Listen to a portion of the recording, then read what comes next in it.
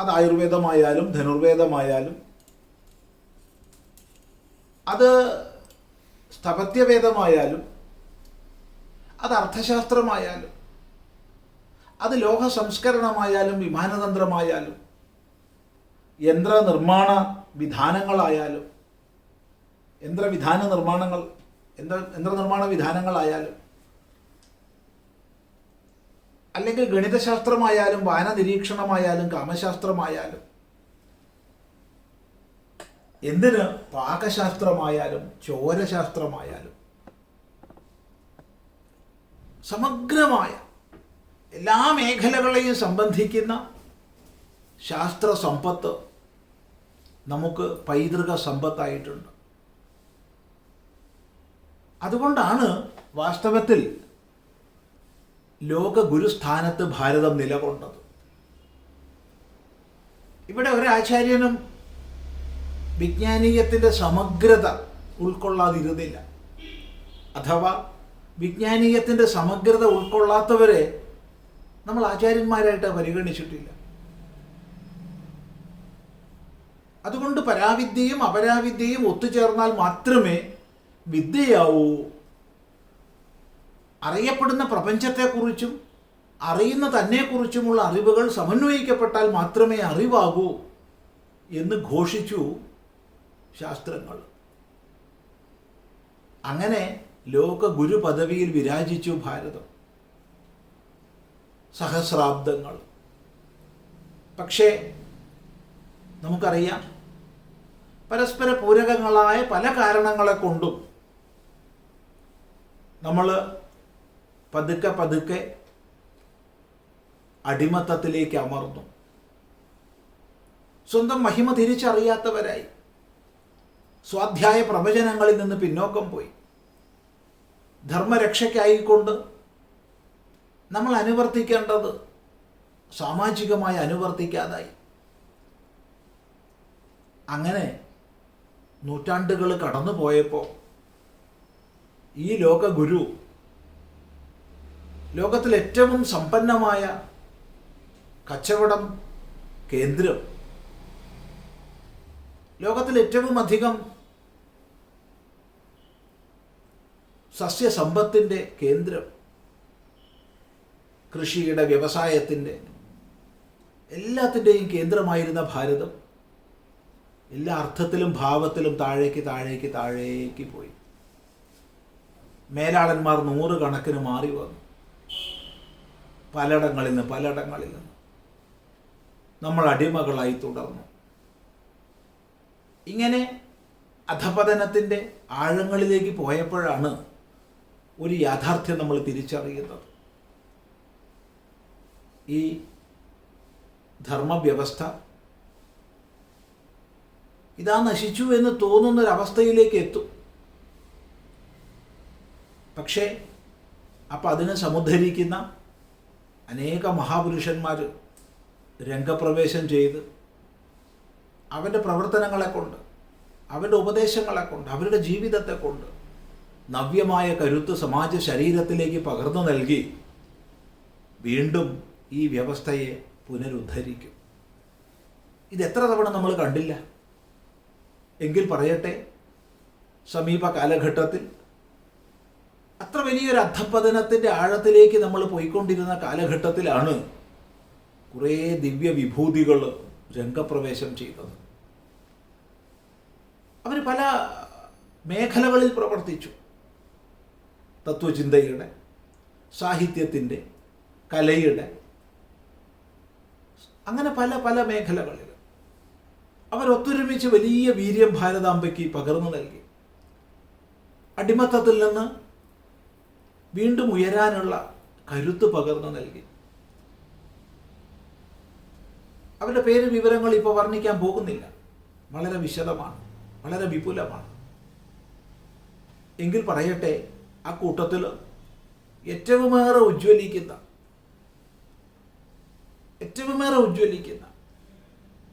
ഭൂതത്തെയും ഭാവിയെയും വർത്തമാനത്തെയും ഒരുപോലെ കോർത്ത് ചേർത്ത് ഇണക്കി നിർത്തുന്ന, ഭാരതത്തിൻ്റെ ഗതകാല മഹിമയെ ബോധിപ്പിക്കുകയും ഏതൊരു മഹിമയിലേക്ക് അത് ഉയരണം എന്നതിൻ്റെ വ്യക്തമായ സന്ദേശം നൽകുകയും ചെയ്യുന്ന ഒരു മഹാപുരുഷൻ. അതാണ് വിവേകാനന്ദ സ്വാമികൾ.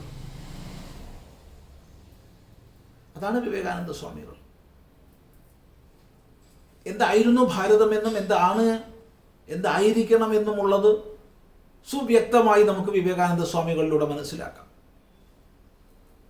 അതുകൊണ്ട് ഈ പരിപാടിയിൽ പങ്കെടുക്കുന്ന വിദ്യാർത്ഥികളോട് പ്രത്യേകിച്ച് പറയാനുള്ളത്, എല്ലാവരും വിവേകാനന്ദ സ്വാമികളുടെ പ്രസംഗങ്ങൾ, കത്തുകൾ, ലേഖനങ്ങൾ പഠിക്കണം, വായിക്കണം, നല്ലപോലെ വായിക്കണം. അത് നമ്മുടെ ഹൃദയത്തിലേക്ക് അനിഷേധ്യമായി പ്രവേശിക്കും. ഒരു വൈദ്യുത പ്രസരണം പോലെ. അതെ, അനിഷേധ്യമായൊരു വൈദ്യുത പ്രസരണം പോലെ നമ്മുടെ ഉള്ളിലേക്ക് പ്രവേശിക്കും വിവേകാനന്ദ സ്വാമികളുടെ വാക്കുകൾ. അത് ഹൃദയത്തിൽ നിന്ന് ഉദ്ഭവിച്ചൊഴുകിയതാണ്. അതുകൊണ്ട് തന്നെ അത് നിഷേധിക്കാനാവാത്ത വീര്യത്തോടു കൂടി നമ്മുടെ ഹൃദയങ്ങളിലേക്ക് പ്രവേശിക്കും. നിസ്സംശയം പറയാം.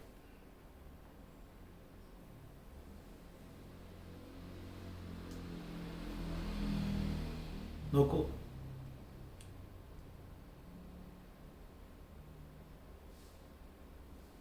ഭാരതം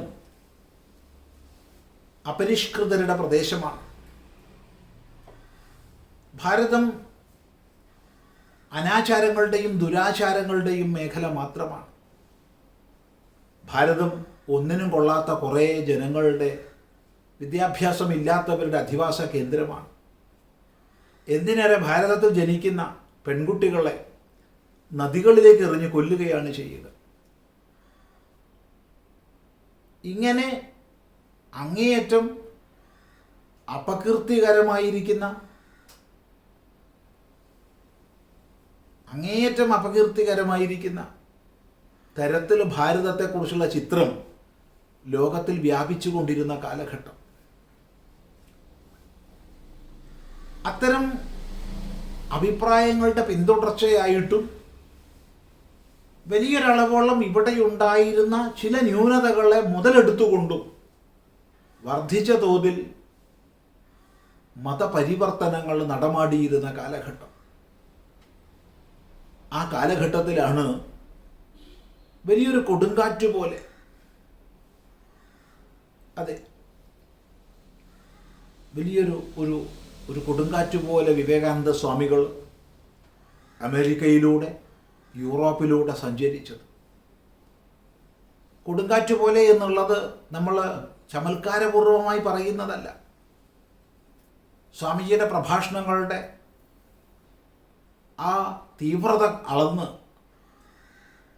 ഒന്നിനു പിറകെ ഒന്നായി അമേരിക്കയെ പിടിച്ച് കുലുക്കിയ ആ പ്രഭാഷണ പരമ്പരകളെ ശ്രദ്ധിച്ചിട്ട് അമേരിക്കയിലെ പ്രധാനപ്പെട്ട പത്രങ്ങളാണ് എഴുതിയത് ദി സൈക്ലോണിക് ഹിന്ദു എന്ന്. ദി സൈക്ലോണിക് ഹിന്ദു, കൊടുങ്കാറ്റ് പോലെ ആഞ്ഞടിക്കുന്ന ഹിന്ദുവാണിത്. സ്വാമിജിയുടെ പ്രഭാഷണം കേട്ട ശേഷം, ഓഹോ, ഇങ്ങനെയാണെങ്കിൽ അങ്ങോട്ട് നമ്മൾ പാതിരിമാരെ മതം മാറ്റാൻ പറഞ്ഞയക്കുന്നതിൽ അർത്ഥമില്ലല്ലോ എന്ന് അമേരിക്കയിലും യൂറോപ്പിലും പ്രതികരണങ്ങളുണ്ടായി. അമേരിക്കയിൽ സ്വാമിജിയുടെ പല ക്ലാസ്സുകളിലും പങ്കെടുത്ത ശേഷം പ്രഗത്ഭനും പ്രസിദ്ധനുമായൊരു പ്രൊഫസർ പറഞ്ഞു, നമ്മുടെ യൂണിവേഴ്സിറ്റികളിലെ മുഴുവൻ ഫിലോസഫി പ്രൊഫസർമാരുടെയും അറിവുകളെ ഒത്തുചേർത്താൽ പോലും ഈ യുവ സന്യാസിയുടെ അറിവിൻ്റെ 100-1 വരില്ലെന്ന്. അങ്ങനെ വലിയൊരു ജൈത്രയാത്ര സ്വാമിജി നടത്തി. ആർക്ക് വേണ്ടി? നിസ്സംശയം പറയാം, ഭാരതത്തിന് വേണ്ടി. തീർത്തും പറയാം. കാരണം ആ യതിവര്യന് വ്യക്തിപരമായി ഒന്നും ആവശ്യമില്ല. അവിടെ പേരും വേണ്ട, പ്രശസ്തിയും വേണ്ട. എന്നാൽ പേരിനും പ്രശസ്തിക്കും വേണ്ടി അദ്ദേഹം പരിശ്രമിച്ചിട്ടുണ്ട്, വളരെയധികം പരിശ്രമിച്ചിട്ടുണ്ട്. എന്തിനു വേണ്ടി? അത് തനിക്ക് പേരും പ്രശസ്തിയും ഉണ്ടാവാനല്ല, മറിച്ച് തനിക്ക് പേരും പ്രശസ്തിയും ഉണ്ടായാൽ മാത്രമേ താൻ പറയുന്ന വാക്കുകൾ ലോകം കേൾക്കൂ. താൻ പറയുന്ന വാക്കുകൾ ലോകം കേട്ടാൽ മാത്രമേ ഭാരതത്തിൻ്റെ യശസ് അംഗീകരിക്കപ്പെടൂ, ഉയർത്തപ്പെടൂ. എന്ന് മാത്രമല്ല, അടിമത്തത്തിൻ്റെ ആഴങ്ങളിൽ കിടക്കുന്ന തൻ്റെ രാഷ്ട്രം ആ അടിമത്തത്തെ തൂത്തെറിഞ്ഞ് സ്വാതന്ത്ര്യത്തിൻ്റെ വിജയഭേരി മുഴക്കാൻ പ്രാപ്തമാകും. അതിന് രാഷ്ട്രത്തെ തയ്യാറാക്കുകയാണ് തൻ്റെ കർത്തവ്യം. അതിന് പൗരസൃഷ്ടി നടത്തുകയാണ് തൻ്റെ കർത്തവ്യം. അതുകൊണ്ട് സ്വാമിജി പേരിനും പ്രശസ്തിക്കും പരിശ്രമിച്ചു. ആ യതിയുടെ ഹൃദയം അറിയാൻ ശ്രമിച്ചാൽ നമുക്ക് മനസ്സിലാവും, വ്യക്തി എന്ന രീതിയിൽ ഒന്നും ആഗ്രഹിച്ചില്ല. എന്നാൽ ലോകത്തിൽ മുഴുവൻ ഭാരതത്തിൻ്റെ ആ വൈജയന്തി ഉയർത്താൻ വേണ്ടി അവിടുന്ന് എന്തെല്ലാം പരിശ്രമങ്ങളെ ചെയ്തു. എന്നും കൃതജ്ഞതയോടുകൂടി നമ്മൾ നമസ്കരിക്കണം ആ മഹായതീശ്വരൻ്റെ മുമ്പിൽ. നിസ്സംശയം പറയാം. നോക്കൂ, ആ ഒരവസ്ഥയിലേക്ക് ഉയർന്നു വന്ന ആ മഹാത്മാവിൻ്റെ ജീവിതഗതി ഏറെ വിശദീകരിക്കാൻ സമയം അനുവദിക്കില്ലെങ്കിലും ഇതിൽ ധാരാളം കുട്ടികളുള്ളതുകൊണ്ട് നമുക്ക് ആ ജീവിതം അല്പം ഒന്ന് ശ്രദ്ധിക്കാം. ബംഗാളിൽ, കൊൽക്കത്തയിൽ ഒരു ഉയർന്ന മധ്യവർത്തി കുടുംബം. അച്ഛൻ ബാരിസ്റ്ററാണ്, ഇന്നത്തെ കണക്കിന് വക്കീലെന്ന് പറയാം, അഡ്വക്കേറ്റ് എന്ന് പറയാം. വലിയ ഉദാരനായ ദാതാവ്. ആർക്ക് കഷ്ടപ്പാടും ദുഃഖവും ഉണ്ടോ അവർക്ക് വേണ്ടി തൻ്റെ സമ്പാദ്യങ്ങളെല്ലാം കൊടുക്കുന്നൊരു ദാതാവ്. അതുകൊണ്ട് തന്നെ വക്കീൽ പണിയിൽ ഉപരിയായിട്ട് നാട്ടിലെ പൊതുപ്രശ്നങ്ങൾ, വിഷമിക്കുന്നവരുടെ വിഷയങ്ങൾ, സാമ്പത്തികമായി കഷ്ടപ്പെടുന്നവർക്കുള്ള സേവനങ്ങൾ, ഇതൊക്കെ ആയിട്ടാണ് ആ ബാരിസ്റ്റർ പ്രവർത്തിച്ചത്. വിശ്വനാഥ ദത്ത അങ്ങേയറ്റം ഈശ്വരാരാധനയിൽ കഴിയുന്ന, സദാ നാമജപവും സൽക്കർമാചരണങ്ങളും, വരുന്നവർക്കെല്ലാം ഭക്ഷണം വെച്ച് വിളമ്പുന്നതിൽ ആനന്ദവും കണ്ടെത്തുന്ന പത്നി ഭുവനേശ്വരി ദേവി. ആ ദമ്പതികളുടെ പുത്രനായി നരേന്ദ്രൻ ജനിച്ചു.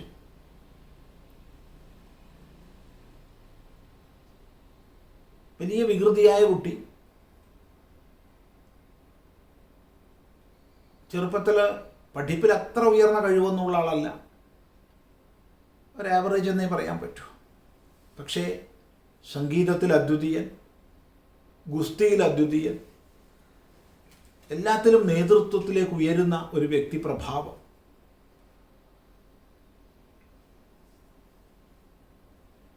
കൊച്ചുനാളിൽ വലിയ വാശിക്കാരൻ, എപ്പോഴും വാശി പിടിച്ച് ബഹളം വയ്ക്കുന്ന പ്രകൃതം. എന്നാൽ എന്ത് ബഹളം വയ്ക്കുകയാണെങ്കിലും ശിവനാമം കേട്ടാൽ ആ ബഹളമൊക്കെ നിർത്തും. എത്ര ശബ്ദത്തിൽ കരയുകയാണെങ്കിലും ശിവനാമം കേട്ട് കഴിഞ്ഞാൽ ഉടനെ കരച്ചിലെല്ലാം നിർത്തി ശ്രദ്ധിക്കും ആ കുഞ്ഞ്. അതുകൊണ്ട് സ്വതവേ നാമജപത്തിൽ തത്പരയായ അമ്മ കുഞ്ഞിൻ്റെ മുമ്പിൽ ഏറെ നാമജപം ചെയ്യും. അങ്ങനെയുള്ള ആ കുഞ്ഞ് ഈശ്വരാരാധനയുടെ, ദേവതോപാസനയുടെ ഒക്കെ മധ്യത്തിൽ അങ്ങനെ വളർന്നു വരികയാണ്. ആ കാലഘട്ടത്തിൽ ബംഗാളത്തിൽ വളരെയധികം പുരോഗമന ചിന്തകൾ വ്യത്യസ്ത മേഖലകളിൽ വളർന്ന കാലഘട്ടം.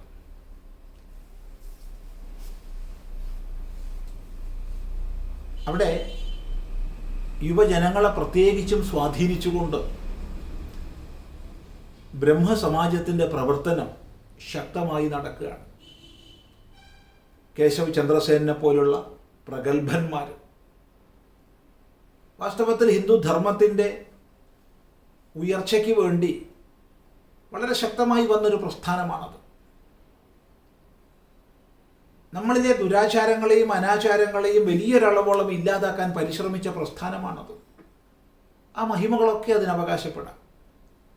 പക്ഷെ അതേ സമയത്ത് ദേവതാ സങ്കല്പങ്ങളെ,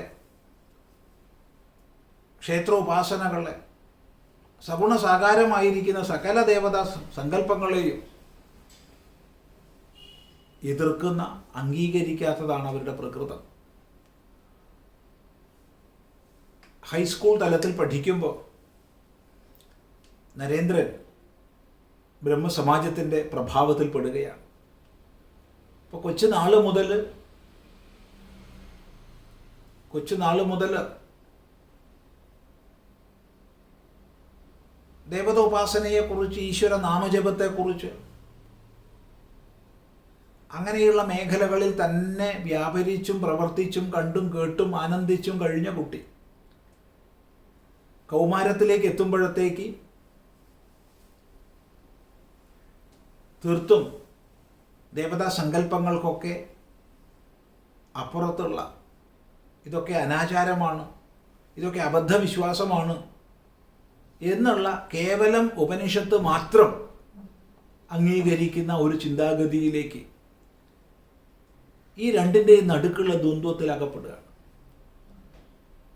ഈ ദ്വന്ദ്വത്തിൽ അകപ്പെട്ടതോടുകൂടി ആ യുവത്വത്തിലേക്ക് പ്രവേശിക്കുന്നു. കൗമാരഘട്ടത്തിൽ നിന്ന് യുവത്വത്തിലേക്ക് പ്രവേശിക്കുന്ന ആ വ്യക്തിയിൽ, നരേന്ദ്രനിൽ വലിയൊരു ചോദ്യം ഉയർന്നു. ഈശ്വരനുണ്ടോ? ഈശ്വരനുണ്ടോ? അന്ന് കൽക്കട്ടയിൽ ആരെയൊക്കെ പോയി കാണാൻ കഴിയും അവരെയൊക്കെ പോയി കണ്ടു. ഈശ്വരചന്ദ്ര വിദ്യാസാഗറിനെ കണ്ടു, കേശവ് ചന്ദ്ര സെന്നിനെ കണ്ടു, ദേവേന്ദ്രനാഥ ഠാക്കൂറിനെ കണ്ടു. അക്കാലത്തെ പ്രഗത്ഭന്മാരായിട്ടുള്ള വിദ്വാൻമാരെയൊക്കെ പോയി കണ്ടു. അവരെല്ലാം വളരെ വിശദമായി ഉപനിഷത്തുക്കളിൽ നിന്ന് മന്ത്രങ്ങളെ ഉദ്ധരിച്ചുകൊണ്ട് ബ്രഹ്മത്തെക്കുറിച്ചും പരമാത്മാവിനെക്കുറിച്ചും ഈശ്വരനെക്കുറിച്ചും ദേവതകളെക്കുറിച്ചും എല്ലാം വിസ്തരിച്ച് പറഞ്ഞു കൊടുത്തു. പക്ഷെ അതൊന്നും ആ അന്വേഷിയെ തൃപ്തിപ്പെടുത്തിയില്ല.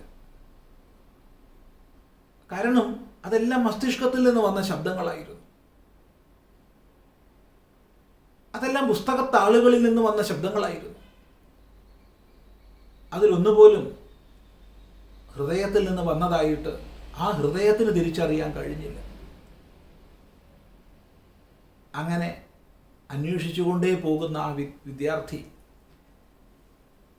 ഇൻ്റർമീഡിയറ്റിന് പഠിക്കുന്ന കാലത്താണ് ഇംഗ്ലീഷ് പ്രൊഫസർ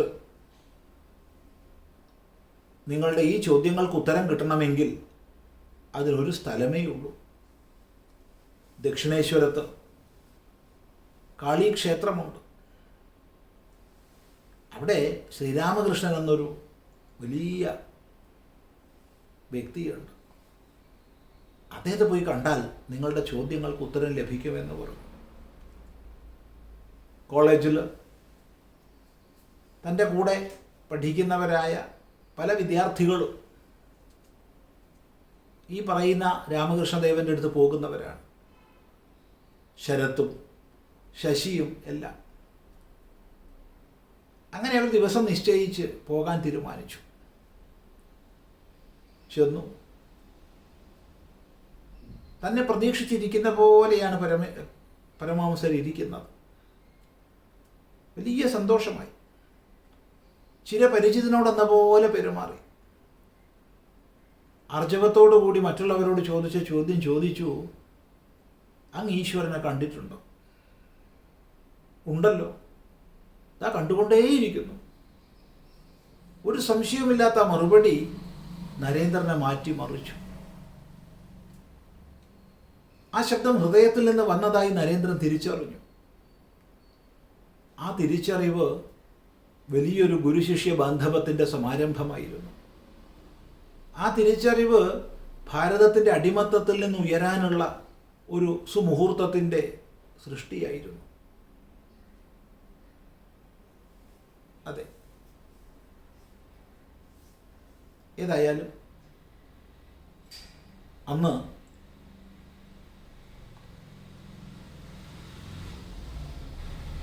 പലതും സംസാരിച്ചു. ഒരൊഴിഞ്ഞ കോണിലേക്ക് നരേന്ദ്രനെ കൊണ്ടുപോയി പരമഹംസർ നരേന്ദ്രനെ സ്പർശിച്ചു. എന്തോ വലിയ ആഘാതം വന്നതുപോലെ ആ കുട്ടി ഉഴറിപ്പോയി.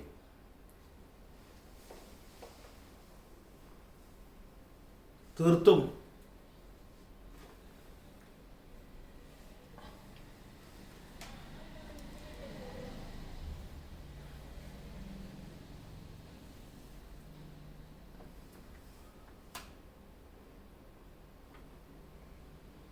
തടുക്കാനാവാത്തൊരു വൈകാരികത തന്നെ കീഴ്പ്പെടുത്തുന്നത് പോലെ അയാൾ വിളിച്ചു കൂവി, നിങ്ങൾ എന്താണ് എന്നെ ചെയ്യുന്നത്? എനിക്ക് അച്ഛനും അമ്മയൊക്കെ ഉണ്ട്.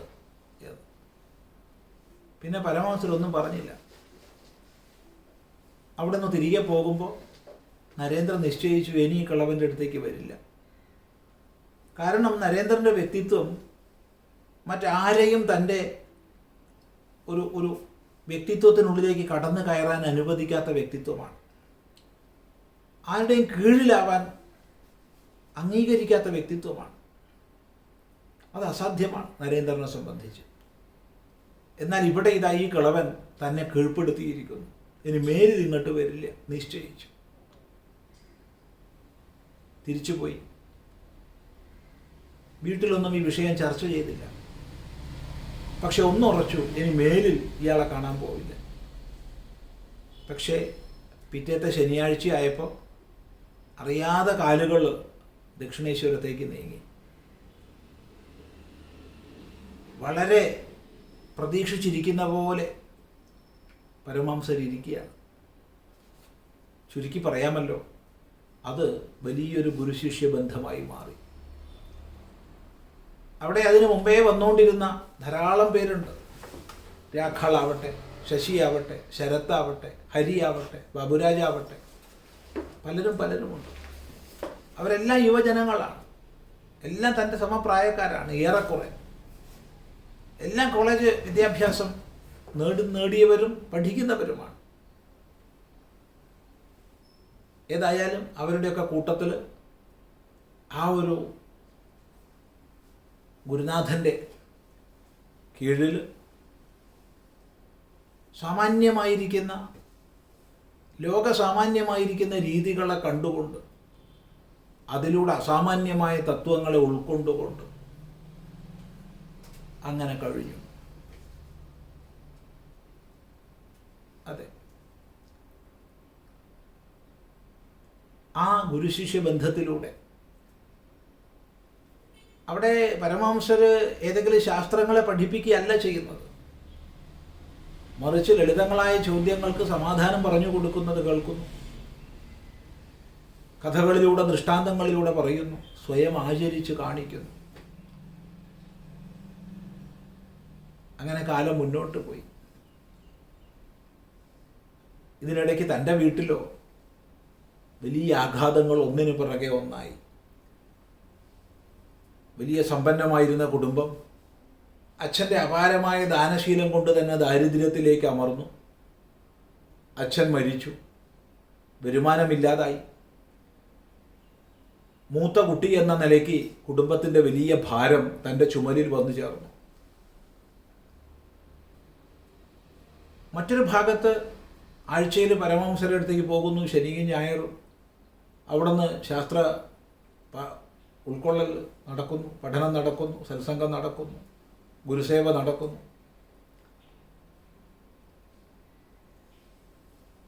അക്കാലത്ത് ഇന്നത്തെ കണക്കിന് 10ാം ക്ലാസ് പാസ്സായാൽ നിശ്ചയമായും സർക്കാർ സർവീസിൽ ജോലി കിട്ടും.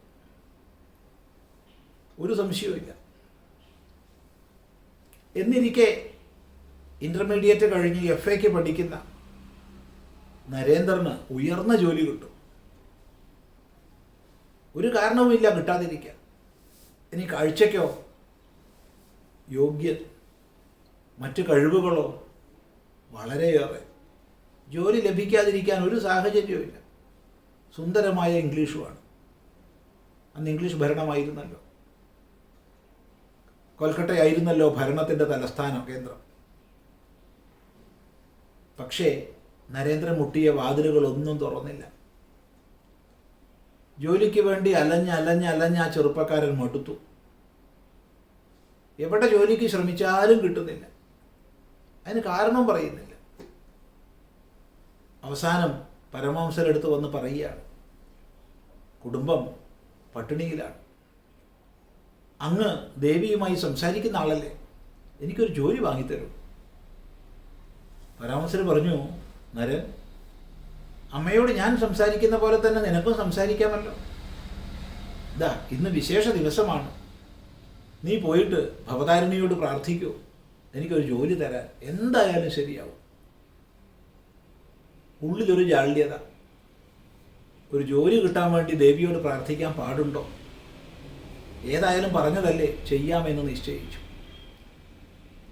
അങ്ങനെ ദക്ഷിണേശ്വരത്ത് ഭവതാരിണി ക്ഷേത്രത്തിൽ പോയി പ്രാർത്ഥിച്ചു, അമ്മേ എനിക്ക് വൈരാഗ്യം തരണേ, എനിക്ക് അറിവ് തരണേ, എനിക്ക് വിജ്ഞാനം തരണേ.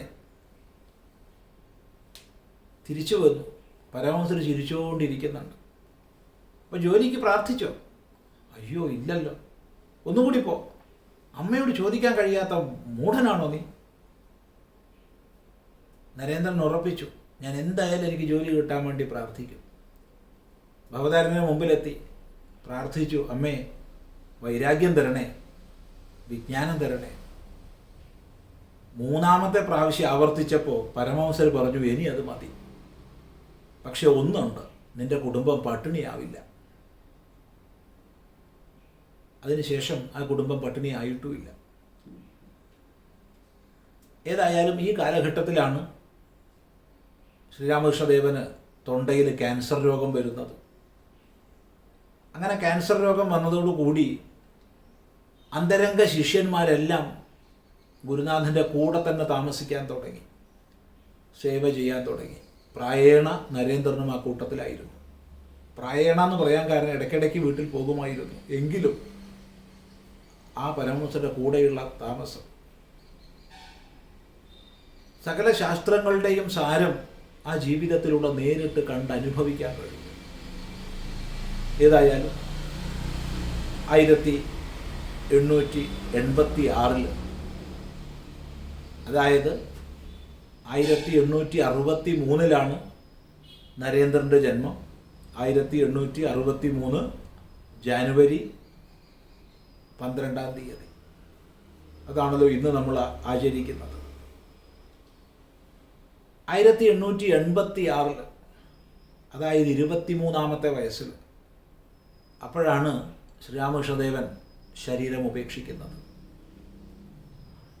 അതൊരു ഓഗസ്റ്റ് മാസമായിരുന്നു. അതിനുശേഷം ശശി, ലാട്ടു, രാഖാൾ തുടങ്ങി പലരും പരമഹംസർ താമസിച്ചിരുന്ന കോസിപ്പൂർ ഉദ്യാനത്തിൽ തന്നെ തുടർന്ന് താമസിക്കാൻ തുടങ്ങി. രോഗം വർദ്ധിച്ചപ്പോൾ ചികിത്സയ്ക്ക് ദക്ഷിണേശ്വരത്തു നിന്ന് മാറി താമസിച്ചതാണ് കോസിപ്പൂർ ഉദ്യാനത്തിലേക്ക്. നരേന്ദ്രൻ വീട്ടിലേക്കും പോയി. ഇടയ്ക്കിടയ്ക്ക് വന്ന് തൻ്റെ സഹപാഠികളുമായി പങ്കുചേരും, പല വിഷയങ്ങളും ചർച്ച ചെയ്യും. അങ്ങനെ ഇരിക്കെ 1886 ഡിസംബർ 24 അവരെല്ലാം കൊൽക്കട്ടയിൽ ബാബുറാമിൻ്റെ വീട്ടിൽ ഒത്തുകൂടി. നല്ല തണുപ്പ്, ഡിസംബർ അല്ലേ. രാത്രി സമയത്ത് അവർ അഗ്നി ജ്വലിപ്പിച്ചു, തണുപ്പ് അകറ്റാൻ വേണ്ടി. അവർ പല ശാസ്ത്രങ്ങളെ വായിച്ചു. അങ്ങനെ വായിച്ച ശാസ്ത്രങ്ങളെക്കുറിച്ച് നരേന്ദ്രൻ പല വ്യാഖ്യാനങ്ങളും ചെയ്തു. എല്ലാവരും കേട്ടിരുന്നു.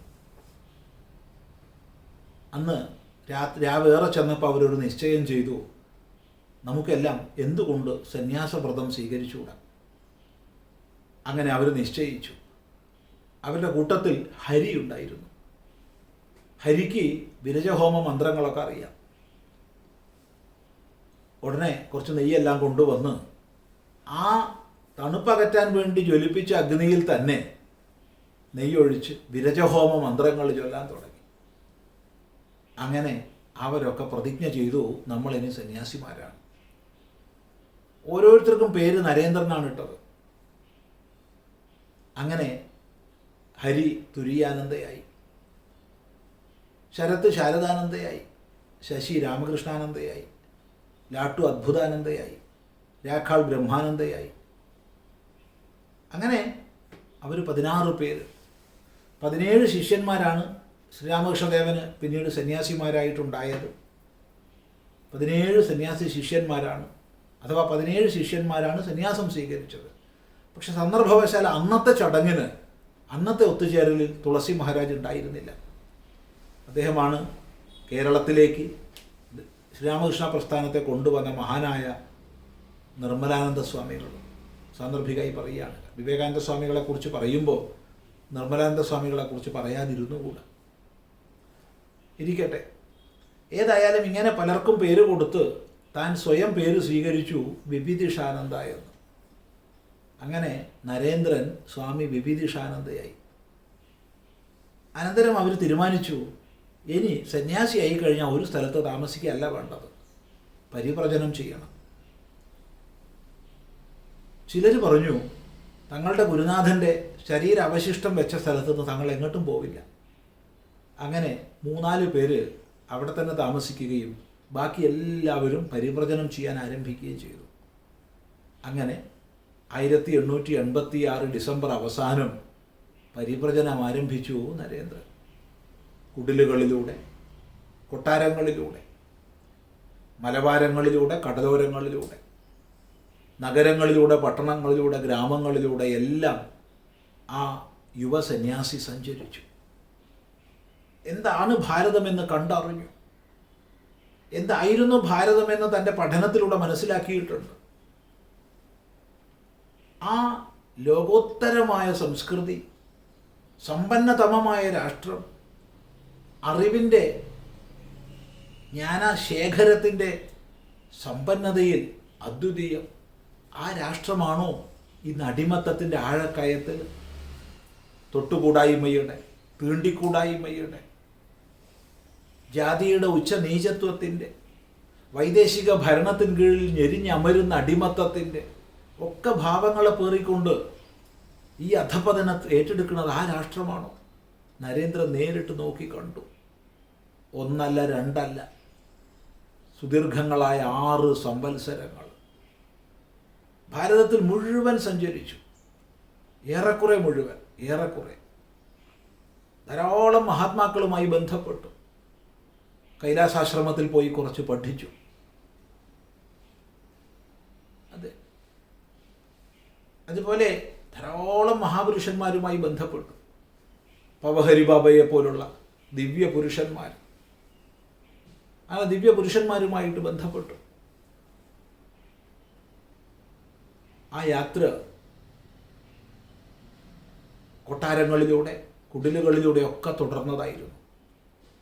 ആ വ്യക്തി പ്രഭാവത്തിൽ ഒരുപാട് പേര് പ്രഭാവിതരായി. അതിൽ പ്രധാനമായി നമ്മൾ എടുത്തു പറയേണ്ടതാണ് 2 മഹാരാജാക്കന്മാർ. ഒന്ന് ഖേത്രി മഹാരാജാവ്, 2 രാമനാട് മഹാരാജാവ്. ഈ 2 മഹാരാജാക്കന്മാരും സ്വാമിയുടെ ശിഷ്യന്മാരായി. ശിഷ്യന്മാരായി എന്ന് മാത്രം പറഞ്ഞാൽ പോരാ, എക്കാലവും അവർ സ്വാമിയുടെ അങ്ങേയറ്റം ഭക്തന്മാരുമായിരുന്നു ഈ 2 പേരും. എത്രയോ യുവാക്കളെ യുവ സന്യാസി സ്വാധീനിച്ചു. പ്രത്യേകിച്ച് അന്നത്തെ കാലത്ത് അചിന്ത്യമായ അത്രയ്ക്ക് ഇംഗ്ലീഷ് പരിജ്ഞാനം കൈവശമായിരുന്നു ആ യുവ സന്യാസിക്ക്. അതുപോലെ സംസ്കൃതത്തിലും അവിടുത്തെ വാക്കുകൾ ഓരോന്നും ഹൃദയത്തിൽ നിന്ന് വന്നതായിരുന്നു. ആ യാത്ര മലയാളികളെ സംബന്ധിച്ച് ഓർക്കണം, കേരളത്തിലൂടെയും കടന്നുപോയി. മദിരാശിയിൽ നിന്ന് മംഗലാപുരം വണ്ടിയിൽ പാലക്കാട് വഴി ഷൊർണൂർ വന്ന് ഇറങ്ങി അവിടെ നിന്ന് കാളവണ്ടിയിലും കുതിരവണ്ടിയിലും നടന്നും വഞ്ചിയിലും ഒക്കെയായി കൊടുങ്ങല്ലൂർ വഴി എറണാകുളം വഴി തിരുവനന്തപുരം വഴി കന്യാകുമാരിയിലേക്ക് പോയി. ആ യാത്ര വളരെ വലുതായിരുന്നു. ആ യാത്രയിൽ പ്രധാനമായിട്ട് എടുത്തു പറയാനുള്ള 2-3 സംഭവങ്ങൾ. ഒന്ന്, കൊടുങ്ങല്ലൂർ വെച്ച് സംസ്കൃതം സംസാരിക്കുന്ന അമ്മമാരുമായിട്ട് ദീർഘനേരമായി യുവസന്യാസി സംസാരിച്ചിരുന്നു.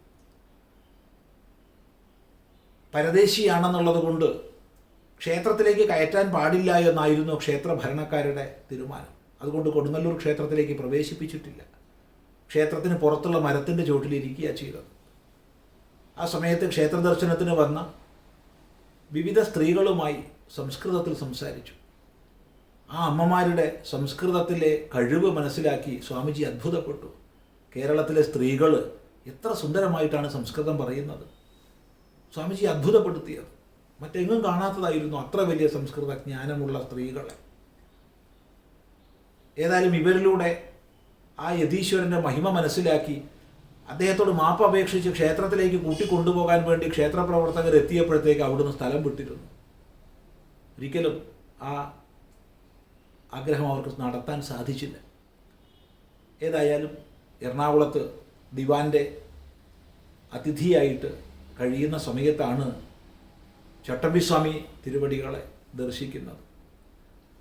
ഇങ്ങനെ ബംഗാളത്തിൽ നിന്നൊരു സന്യാസി എത്തിയിട്ടുണ്ട്, അദ്ദേഹത്തെ പരിചയപ്പെടണമെന്ന് പറഞ്ഞുകൊണ്ട് ചട്ടമ്പിസ്വാമിയെ ചില ഭക്തന്മാർ വിളിച്ചതായിരുന്നു. ഒരു രാത്രി മുഴുവൻ സന്ധ്യ മുതൽ നേരം വെളുക്കും വരെ ചട്ടമ്പിസ്വാമി തിരുവടികളുമായി സംസാരിച്ചു വിവേകാനന്ദ സ്വാമികൾ. സംസ്കൃതത്തിലായിരുന്നു ആ സംഭാഷണം. ചട്ടമ്പിസ്വാമിയാണ് ജ്ഞാനമുദ്രയുടെ അർത്ഥം, മഹിമ വിവേകാനന്ദ സ്വാമിക്ക് പറഞ്ഞു കൊടുക്കുന്നത്. പിന്നീട് സ്വാമിജി എഴുതി, ഞാൻ ഒരു അത്ഭുത മനുഷ്യനെ കണ്ടിരിക്കുന്നു എന്ന്. ഞാൻ ഒരു അത്ഭുത മനുഷ്യനെ കണ്ടിരിക്കുന്നു, ഐ സോ എ വണ്ടർഫുൾ മാൻ എന്ന്. ഏതായാലും ആ യാത്ര തുടർന്ന് കന്യാകുമാരിയിൽ ശ്രീപാദപ്പാറ വരെ എത്തി. ശ്രീപാദപ്പാറയിൽ 3 ദിനരാത്രങ്ങൾ തുടർന്നു ആ ധ്യാനം. 3 ദിനരാത്രങ്ങൾ. അത് വാസ്തവത്തിൽ ആ പരിവ്രജനത്തിൻ്റെ ഒരു പരിസമാപ്തിയായിരുന്നു. അത് കഴിഞ്ഞും പരിവ്രജനം ചെയ്തിട്ടുണ്ട്. പക്ഷേ 86 അവസാനം ആരംഭിച്ച പരിവ്രജനം 92,892 അവസാനം ശ്രീപാദപ്പാറയിൽ ഡിസംബർ മാസം ഒടുവിൽ 3 ദിവസം ധ്യാനനിരതനായി ഇരിക്കുന്നതിലാണ് ഏകദേശം പരിസമാപിച്ചത്. സ്വാമിജി തന്നെ എഴുതിയിട്ടുണ്ട് തൻ്റെ ധ്യാന വിഷയം എന്തായിരുന്നു. താൻ ബ്രഹ്മതത്വമല്ല ധ്യാനിച്ചത്, താൻ ഏതെങ്കിലും ദേവതാ സങ്കല്പത്തെ അല്ല ധ്യാനിച്ചത്, മറിച്ച് ഭാരതാംബയ്ക്കേറ്റ പതനത്തിൽ നിന്ന് എങ്ങനെ ഭാരതാംബയെ ഉയർത്താം, എന്താണ് ഈ അടിമത്തത്തിൽ നിന്ന് ഭാരതത്തെ രക്ഷിക്കാനുള്ള മാർഗം, എന്താണ് അജ്ഞാനത്തിൽ നിന്ന് രക്ഷിക്കാനുള്ള മാർഗം. ഈ ജാതിയുടെ തൊട്ടുകൂടായ്മ, തീണ്ടിക്കൂടായ്മ, മനുഷ്യനെ തിരിച്ചറിയാത്ത ആഭാസങ്ങൾ, അതിലുപരി അടിമത്തം, അതിൻ്റെ പേരിലുള്ള മതപരിവർത്തനം, ഇതൊക്കെ മാറ്റി എങ്ങനെ ഭാരതത്തിൻ്റെ യശസ് ഉയർത്താം, ഇതായിരുന്നു ആ ധ്യാന വിഷയം. ഏതായാലും 3 പകലും 3 രാത്രിയും കഴിഞ്ഞ് എഴുന്നേറ്റ ആ സന്യാസിയുടെ ഉള്ളിൽ വ്യക്തമായ ചില പദ്ധതികൾ ഉരുത്തിരിഞ്ഞു. ആ പദ്ധതികൾക്ക് ഒരു പ്രാരംഭമുണ്ടായിരുന്നു, അത് സൂചിപ്പിക്കാതെ വയ്യ. കേരളത്തിലേക്ക് വരുന്നതിന് മുമ്പ് മദിരാശിയിൽ പരിസര പ്രദേശങ്ങളിലും വളരെയധികം താമസിച്ചിരുന്നു. അവിടെ ഒരുപാട് യുവജനങ്ങൾ അദ്ദേഹത്തിൻ്റെ ശിഷ്യന്മാരായിരുന്നു. അവരിൽ പ്രധാനിയായിരുന്നു അലസിംഗ പെരുമാൾ. ധാരാളം പേർ. അവരെല്ലാം സ്വാമിജിയോട് ഒരു ആവശ്യം ഉന്നയിച്ചു. സ്വാമിജി, അങ്ങേക്ക് മാത്രം ചെയ്യാൻ കഴിയുന്ന ഒരു കാര്യമുണ്ട്. അത് അമേരിക്കയിൽ ഷിക്കാഗോയിൽ വലിയൊരു സർവമത സമ്മേളനം വരാൻ പോകുന്നുണ്ട്, അതിലങ്ങ് സംബന്ധിക്കണം. സ്വാമിജി ചോദിച്ചു, ഞാനതിൽ പങ്കെടുക്കാൻ ഞാനാര്, എനിക്കെന്ത് യോഗ്യത? തീർച്ചയായിട്ടും അങ്ങേക്ക് പങ്കെടുക്കാൻ സാധിക്കും. അങ്ങേക്ക് ഭാരതത്തിൻ്റെ യശസ് ഉയർത്താൻ സാധിക്കും, ഭാരതത്തിൻ്റെ സന്ദേശം അവിടെ നൽകാൻ സാധിക്കും. ഒടുവിൽ സ്വാമിജിയും സമ്മതിച്ചു. അങ്ങനെ ഈ ആവശ്യം ഖേത്രി മഹാരാജാവിൻ്റെ അടുത്ത് പറഞ്ഞപ്പോൾ മഹാരാജാവ് കുറേ പണം കൊടുത്തു. അമേരിക്കയിലേക്ക് പോകാനുള്ള പണം. സന്യാസിയുടെ കയ്യിലുണ്ടോ പണം നിൽക്കുന്നു, അത് മുഴുവൻ തീർന്നു. ഒരു പൈസ പോലും ബാക്കിയില്ലാണ്ട് തീർന്നു. അത് ഒരടഞ്ഞ അധ്യായമായി മാറി. പക്ഷേ ഈ 3 ദിവസത്തെ ധ്യാനത്തിന് ശേഷം ആ പദ്ധതി വീണ്ടും സ്വാമിജിയുടെ ഉള്ളിലേക്ക് വന്നു. ഏതായാലും ആ ഒരു തീരുമാനമെടുക്കുകയും വീണ്ടും ഖേത്രി മഹാരാജാവിനോട് കാര്യം പറയുകയും സ്വാമിജിക്ക് വേണ്ടി ചിലരൊക്കെ പണം സ്വരൂപിക്കുകയും ഖേത്രി മഹാരാജാവ് അമേരിക്കയിലേക്ക് പോകാനുള്ള സാമ്പത്തികം പൂർണ്ണമായി തന്നെ കൊടുക്കാൻ തയ്യാറാവുകയും ഒക്കെ ചെയ്തു. രാംനാട് മഹാരാജാവും ഇതിൽ പരിശ്രമിച്ചിട്ടുണ്ട്. ഏതായാലും ആ തീരുമാനത്തോടു കൂടി 1893 മധ്യത്തോടു കൂടി, മെയ് മാസത്തോടു കൂടിയാണ് സ്വാമിജി അമേരിക്കയിലേക്ക് യാത്ര തിരിക്കുന്നത്. ആ യാത്രയിൽ കിഴക്ക് ഭാഗത്തു കൂടെയാണ് കപ്പൽ പടിഞ്ഞാറോട്ട് പോകുന്നത്. അതുകൊണ്ട് തന്നെ വിവിധ രാജ്യങ്ങളിൽ തങ്ങിക്കൊണ്ടാണ് അക്കാലത്തെ പോക്ക്. ഇന്നത്തെ പോലെ അല്ല കപ്പൽ യാത്ര. കാരണം അന്ന് സ്റ്റീമറാണല്ലോ. ഓരോ സ്ഥലത്തും ചെന്ന് ദിവസങ്ങൾ കടന്നിട്ടേ പിന്നെ പോവുള്ളൂ. ആ യാത്രയിൽ ജാപ്പാനിൽ, അതുപോലെ ചൈനയുടെ ചില ഭാഗങ്ങളിൽ അങ്ങനെ യാത്ര തിരിച്ച് റഷ്യയുടെ ആ പ്രദേശത്തു കൂടെ കറങ്ങിയിട്ടാണ് അമേരിക്കയിലേക്ക്, ബോസ്റ്റണിലേക്ക് പോകുന്നത്. സ്വാമിജി അന്ന് ജാപ്പാൻ ഉണ്ടാകാൻ പോകുന്ന ഉയർച്ചയെക്കുറിച്ച് എഴുതി വച്ചിട്ടുണ്ട്. കാരണം ഓരോ സ്ഥലത്തെത്തുമ്പോഴും ആ സ്ഥലത്തെക്കുറിച്ച് ചരിത്രവും അവിടുത്തെ പൗരധർമ്മവും അവിടുത്തെ ജനങ്ങളുടെ സവിശേഷതയും എല്ലാം ആ മഹാത്മാവ് പഠിച്ചു വെച്ചിരിക്കും. ഇത്രയ്ക്കധികം ഉത്സാഹശീലരായ ഒരു ജനവിഭാഗം ലോകത്തിൽ ഏറ്റവും ഉയർന്ന സാങ്കേതിക വിദഗ്ധതയിൽ മികച്ചവരാകുമെന്ന് ജപ്പാൻകാരെക്കുറിച്ച് സ്വാമിജി അന്ന് എഴുതി.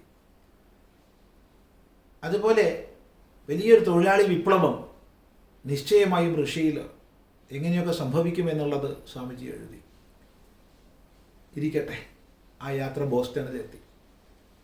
ഷിക്കാഗോയിലേക്ക് സ്വാമിജി എത്തി. അവിടെ എത്തിയപ്പോഴാണ് തൻ്റെ വിഡ്ഢിത്തം മനസ്സിലാക്കുന്നത്. ഒരു റെപ്രസെൻറ്റേഷനും ഇല്ലാതെ, ആരുടെ ഒരു ശുപാർശയുമില്ലാതെ, ക്ഷണപത്രമില്ലാതെ, ഒന്നുമില്ലാതെയാണ് വെറും കൈയോടുകൂടി വന്നിട്ടുള്ളത് അമേരിക്കയിലേക്ക്.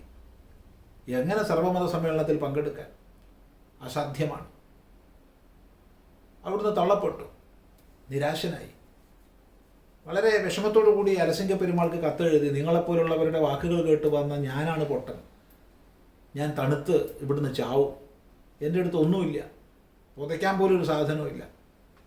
ആ സമയത്ത് അവിടെ ബോസ്റ്റണിൽ റെയിൽവേ സ്റ്റേഷനിൽ നിർത്തിയിട്ട ബോഗികൾക്കുള്ളിൽ, സാധനങ്ങൾ കയറ്റാനുള്ള ബോഗികൾക്കുള്ളിൽ വിശ്രമിക്കേണ്ടി വന്നിട്ടുണ്ട് അദ്ദേഹത്തിന്.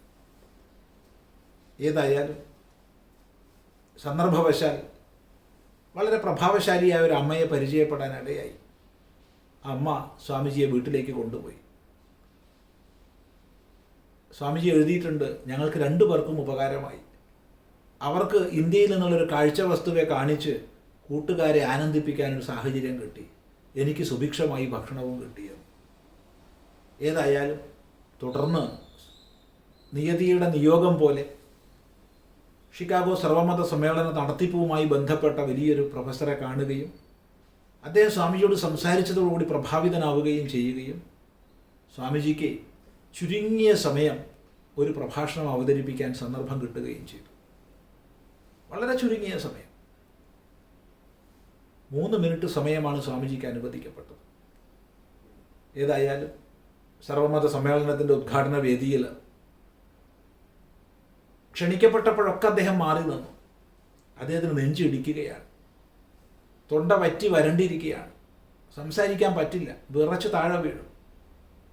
അതുകൊണ്ട് പലപ്പോഴും ക്ഷണിക്കപ്പെട്ടപ്പോഴും അദ്ദേഹം ഒഴിഞ്ഞു മാറിയിരുന്നു. അവസാനമാകുമ്പോഴത്തേക്ക് പോവാതിരിക്കാൻ വയ്യല്ലോ, എഴുന്നേറ്റു. ഒരു വാക്ക് പോലും തൊണ്ടയിൽ വരുന്നില്ല. തൻ്റെ മുമ്പിലുള്ള വലിയ വിദ്വാൻമാരുടെ സദസ്സ് കണ്ടപ്പോൾ വലിയ വ്യാകുലത വന്നു. ഒരു നിമിഷം കണ്ണടച്ച് പ്രാർത്ഥിച്ചു. മുടന്തനെ മല തരണം ചെയ്യിപ്പിക്കുന്ന ആ മാധവ കൃപയെക്കുറിച്ച്. അതാ പിന്നെ അനിർഗളമായൊരു പ്രവാഹമാണ്. ആ അനിർഗളമായ പ്രവാഹത്തിൻ്റെ പ്രാരംഭം അമേരിക്കയിലെ സഹോദരി സഹോദരന്മാരെ എന്നുള്ള സംബോധന കേട്ടപ്പോൾ 1.5 മിനിറ്റ് നേരമാണ് കരഘോഷം തുടർന്നത്. പിന്നെ എങ്ങനെ 3.5 മിനിറ്റ് കൊണ്ട് പ്രഭാഷണം നിർത്തും? 1.5 മിനിറ്റ് ജനങ്ങളുടെ കരഘോഷമാണ്. ചില പത്രങ്ങൾ 2 മിനിറ്റ് എന്ന് എഴുതിയിട്ടുണ്ട്. കാരണം അതുവരെ അവിടെ കേട്ടിരുന്നത് ലേഡീസ് ആൻഡ് ജെന്റിൽമാനാണ്, ഔപചാരികതയുടെ വാക്കുകളാണ്, എല്ലാം മസ്തിഷ്കത്തിൽ നിന്ന് വന്ന വാക്കുകളാണ്. എന്നാൽ അമേരിക്കയിലെ സഹോദരീ സഹോദരന്മാരെ എന്നുള്ള സംബോധന അത് അവിടുത്തെ ജനങ്ങൾ ആദ്യമായി കേൾക്കുന്ന സംബോധനയാണ്. അവർ ജീവിതത്തിൽ അങ്ങനെ ഒരു സംബോധന കേട്ടിട്ടില്ല. കാരണം അവിടെ ലേഡീസും ജെന്റിൽമാനുമാണ്. നമ്മൾ ഓർക്കുക, ഇന്ന് ലോകത്തിൽ വിവിധ രാജ്യങ്ങൾ സഹോദരീ സഹോദരന്മാരെ എന്ന് സംബോധന ചെയ്യുമ്പോൾ നമ്മൾ ഇവിടെ ലേഡീസ് ആൻഡ് ജെന്റിൽമെൻ തുടങ്ങിക്കഴിഞ്ഞു. ഓർമ്മിക്കുക, ഓർമ്മിച്ചാൽ നല്ലതാണ്. നിങ്ങളും പലരും ലേഡീസ് ജെന്റിൽമെനൊക്കെ സംബോധന ചെയ്യുന്നവരുണ്ടാകുമായിരിക്കാം, എനിക്കറിയില്ല. ഏതായാലും 1.5 മിനിറ്റോളം കരഘോഷം തുടർന്നു. അത് വലിയൊരു ജൈത്രയാത്രയുടെ ആരംഭമായിരുന്നു. 2ാമത്തെ ദിവസം സ്വാമിജി ക്ഷണിക്കപ്പെട്ടു പ്രഭാഷണത്തിന്. തുടർന്നുള്ള ദിവസങ്ങളിൽ മുഷിപ്പൻ പ്രഭാഷണം കേട്ട് ആൾക്കാർ എഴുന്നേറ്റ് പോകാൻ നോക്കുമ്പോൾ സംഘാടകർ അനൗൺസ് ചെയ്യും, ഇന്ന് ഭാരതത്തിൽ നിന്ന് വന്ന മിസ്റ്റർ കാനന്ദ പ്രസംഗിക്കുമെന്ന്. അത് കേട്ടാൽ അത് പ്രസംഗം കേൾക്കാൻ വേണ്ടി ആൾക്കാർ കാത്തിരിക്കും. എപ്പോഴാണ് പ്രസംഗിക്കാന്ന് അവർ അനൗൺസ് ചെയ്യില്ല. കാരണം അത്രയ്ക്കധികം ആവേശകരമായിരുന്നു സ്വാമിജിയുള്ളത്.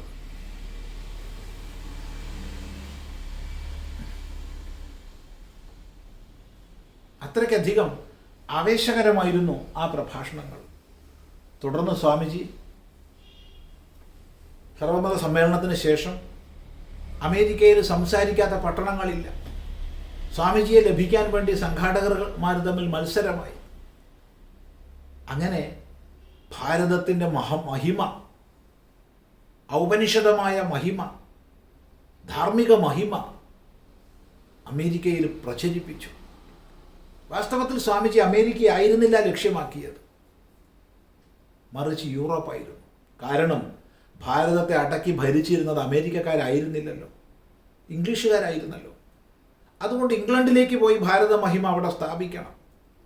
നിങ്ങളുടെ അടിമയായിരിക്കേണ്ടതല്ല ഭാരതം എന്നറിയിക്കണം. ആ പദ്ധതി വിജയിച്ചു.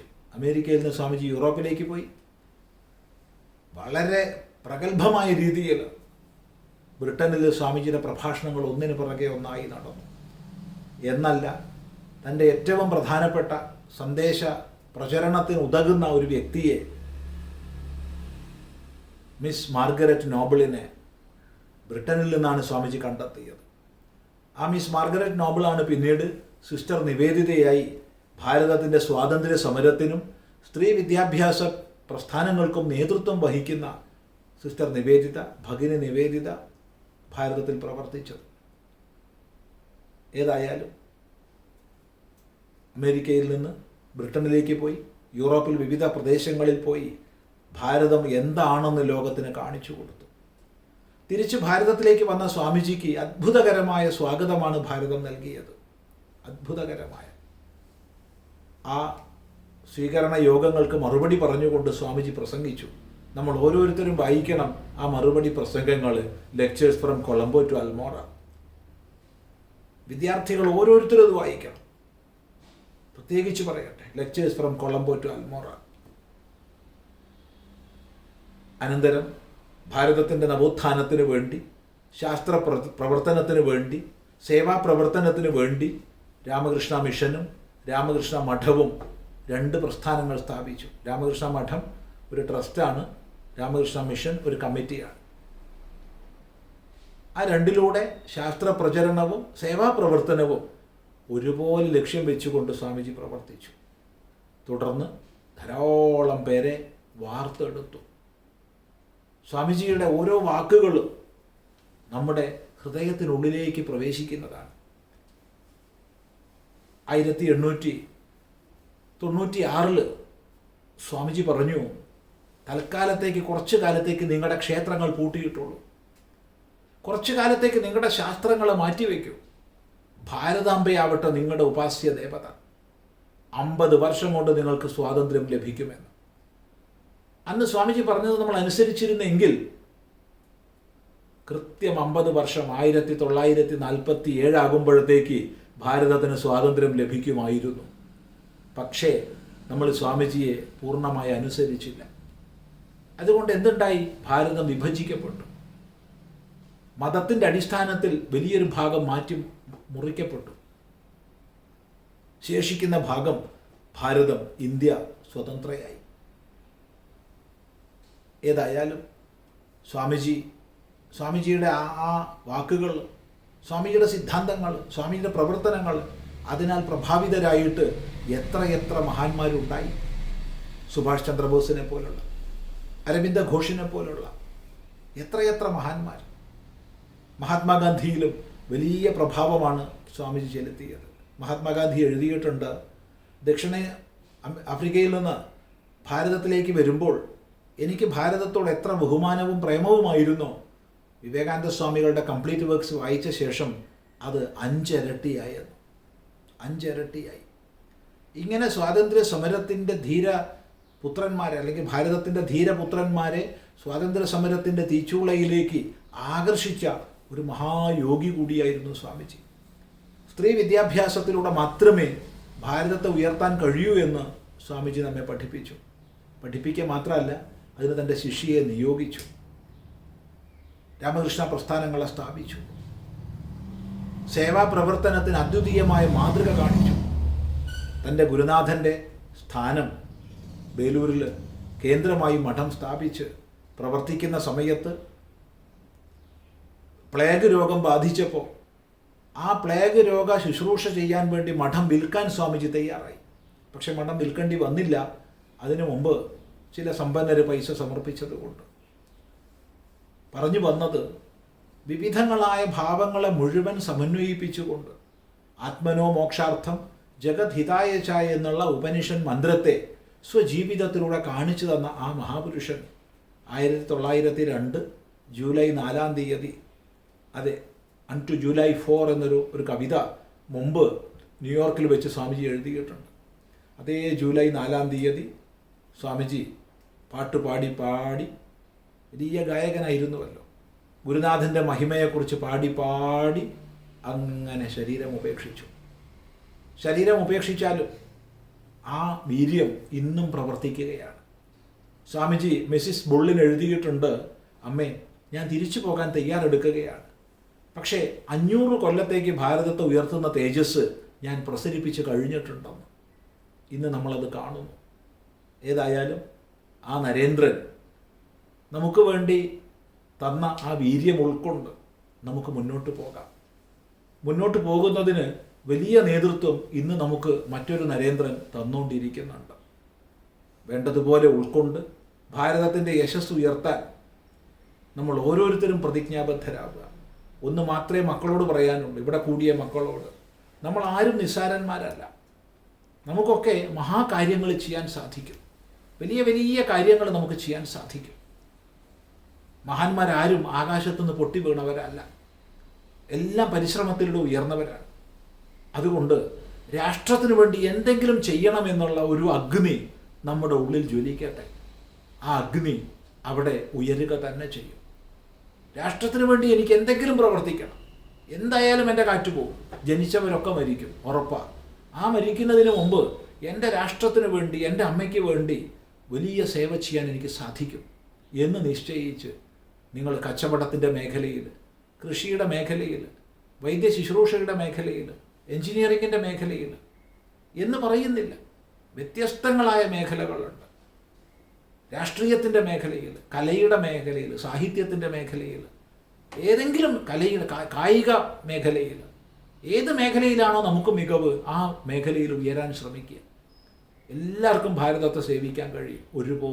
ഒരുപോലെ ആ ഒരു കാഴ്ചപ്പാടോടുകൂടി നമ്മെ ഉയർത്താൻ, ഭാരതത്തെ ഉയർത്താൻ സ്വാമിജിയെക്കുറിച്ചുള്ള ചിന്തകൾ സഹായകമാകുമെന്നുള്ളതിൽ യാതൊരു സംശയവുമില്ല. നമ്മൾ ദിവസങ്ങൾ മാസങ്ങൾ ഒത്തുകൂടി പറഞ്ഞാലും തീരാത്ത വിഷയമാണ്. പക്ഷേ ഏറെ നേരം ഒരാൾ സംസാരിക്കുന്നത് യുക്തമല്ലല്ലോ. അതുകൊണ്ട് ഈ ഒരു സന്ദേശം ഉൾക്കൊള്ളാൻ നമ്മൾ ജീവിതത്തിൽ ശ്രമിക്കുക എന്ന് മാത്രം പറഞ്ഞ് ആ മഹാത്മാവിൻ്റെ സ്മൃതിക്ക് മുമ്പിൽ നമ്മുടെ എല്ലാം നമസ്കാരങ്ങൾ അർപ്പിച്ചുകൊണ്ട് നമഃ ശ്രീയതിരാജായ വിവേകാനന്ദ സൂരയേ സച്ചിത്സുഖസ്വരൂപായ സ്വാമിനേ താപഹാരിണേ എന്ന് നമസ്കരിച്ചുകൊണ്ട് നമുക്ക് ഈ വാക്കുകൾ ഇപ്പോൾ ഉപസംഹരിക്കാം. സ്വാമിജിയെക്കുറിച്ച് എത്ര മണിക്കൂർ പറഞ്ഞാലും തീരില്ല. പക്ഷേ ഈ പരിപാടി സമയബന്ധിതമായിട്ടാണല്ലോ നീങ്ങേണ്ടത്. അതുകൊണ്ട് ഉപസംഹരിക്കുകയാണ്. നമസ്തേ.